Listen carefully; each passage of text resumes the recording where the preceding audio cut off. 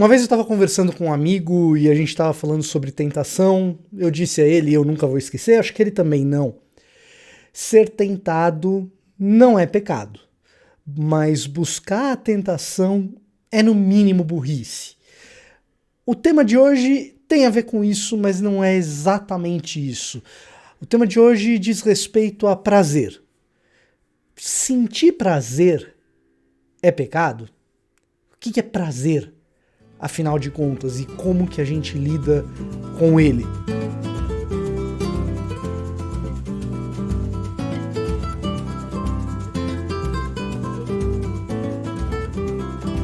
Olá, eu sou o Victor Fontana, esse aqui é o meu canal, ele pode ser um pouco seu também, para isso basta que você se inscreva nesse canal, ative as notificações, deixe seu like, seu comentário, se você gosta de Bíblia, de teologia, este aqui é o seu lugar, e para que ele se torne seu lugar de verdade, você precisa se inscrever e ativar as notificações, acompanhar os vídeos que rolam por aqui. Se você gostar desse aqui, te faço um desafio, assista mais um e se inscreva no meu outro canal, que tem cortes, vídeos rápidos e curtos do meu conteúdo, Cortes do Fontana, procura aí que você acha Cortes do Fontana e se inscreve lá. E se você gosta de Bíblia de teologia, você já sabe a resposta para a pergunta que eu fiz na introdução. Sentir prazer é pecado? Evidentemente não. Entretanto, por que muitas vezes a gente se comporta como se fosse? Deu para sacar?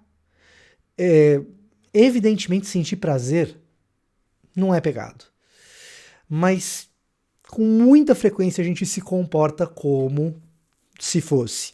Com frequência eu recebo perguntas de vocês e entre essas perguntas existem as coisas mais interessantes e até instigantes, coisas que muitas vezes eu nem sei como começar a responder.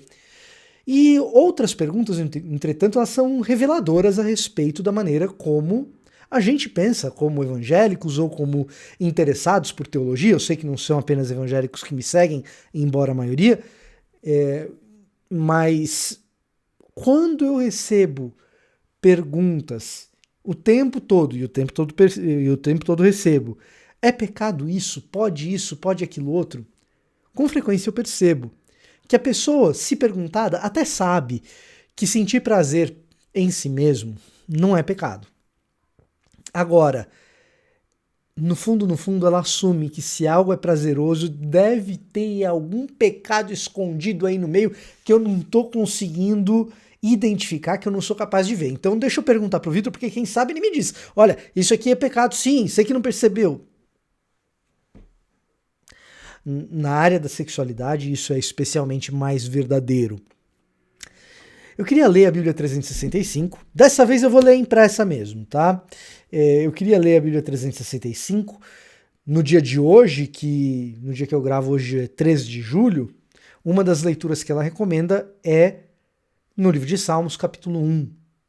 A gente vai ler os 2 primeiros versículos, tá? A gente vai ler os 2 primeiros versículos e depois a gente vai fazer um breve comentário para ajudar a gente a entender essa história toda de prazer ou não prazer, enfim, essas coisas.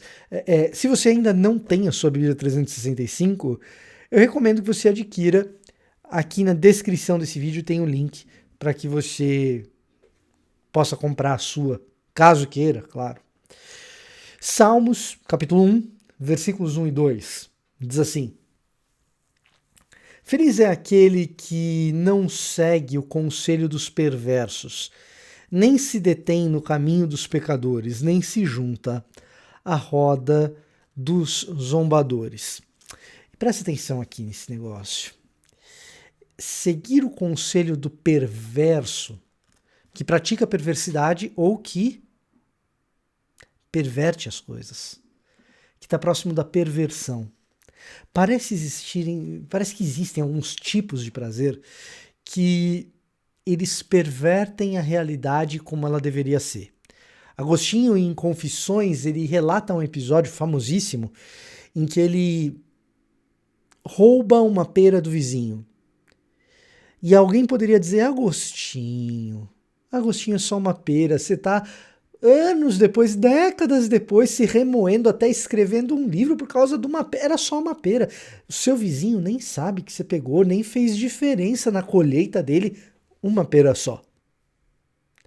Agostinho, entretanto, o que ele está tentando mostrar é que ele não comeu a pera porque ele tinha fome, o pecado dele não veio de uma necessidade ou porque a pera seria gostosa.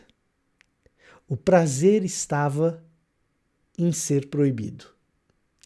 E isso acaba gerando uma coisa na vida humana que é paradoxal ao extremo, mas muito verdadeira.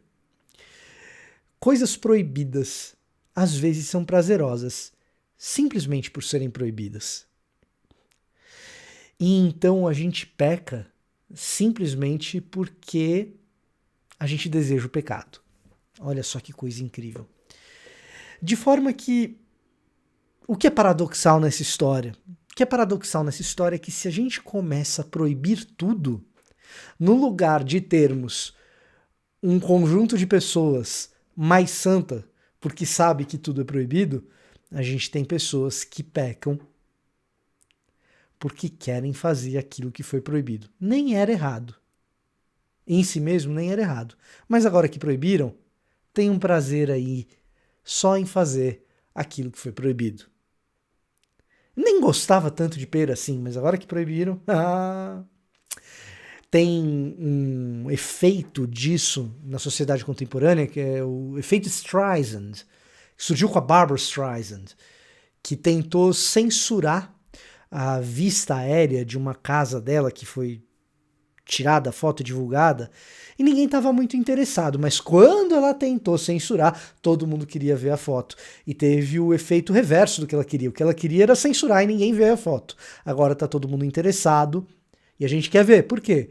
Não, se tem alguma coisa proibida, então deve ser bom. Então, e essa é a associação mental que a gente faz entre pecado e prazer.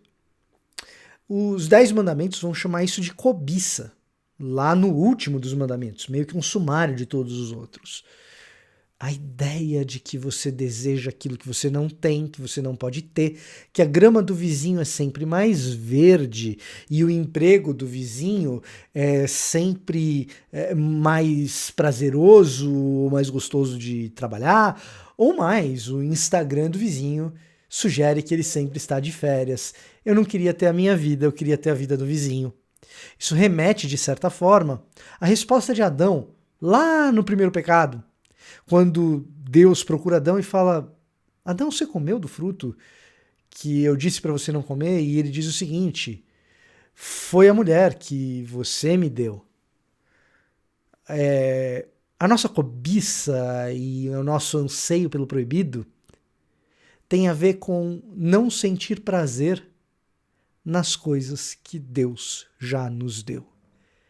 Eu quero ter prazer sempre naquilo que eu ainda não tenho. A mulher que você me deu não é suficiente. O mundo que você criou, onde eu já conheço tudo aquilo que é bom, também não é suficiente. Eu preciso conhecer aquilo que é mal. É isso que Adão vai trabalhar, é em torno disso que gira o pecado de Adão. De forma que, veja, o problema não é o prazer, mas a vontade de sentir prazer naquilo que é proibido. E à medida que eu proíbo coisas que não provocam mal a ninguém, eu crio oportunidades para que o pecado aconteça. Porque aquilo não era pecado, até eu proibir. A partir do momento que eu proibi, eu crio um anseio por prazer naquela coisa. Eu crio um efeito Streisand do pecado. Essa é a perversão. Coisas que foram feitas para que a gente aproveitasse. E então a gente perverte e na nossa perversão transformamos aquilo em algo pecaminoso. O texto continua. Pelo contrário, feliz é aquele que tem prazer na lei do Senhor e nela medita de dia e de noite. Olha só, existe um prazer santo na lei do Senhor. Que coisa chata, Vitor. Prazer santo na lei do Senhor. Na lei do Senhor existe espaço, veja só, para sexualidade. Na lei do Senhor existe espaço para colheita. Na lei do Senhor existe espaço para que as pessoas tenham acesso à sua capacidade econômica desenvolvida. Você tem o ano do jubileu, então você tem pessoas que não estão escravizadas para sempre, a gente tem prazer em libertá-las. Na lei do Senhor existe espaço para todo tipo de satisfação que a gente puder imaginar. O problema é pervertê-la. Mais que isso. Quando a gente olha para o texto bíblico e olha para essa palavra prazer, ou o verbo deleitar-se, então, feliz é aquele que se deleita na palavra de Deus de dia e de noite, é inevitável pensar na frase de Deus a respeito do seu filho. Esse é o meu filho amado, no qual eu tenho prazer, no qual eu me comprazo, em quem eu tenho prazer. E então a gente começa a perceber que na vida de Jesus, que é sacrificial, Deus encontra prazer ao encontrar-se conosco que estávamos perdidos. Viu o fruto do seu penoso trabalho. E então a gente começa a perceber que talvez o problema seja a nossa cabeça estar numa busca incessante e individual de satisfação de desejos internos.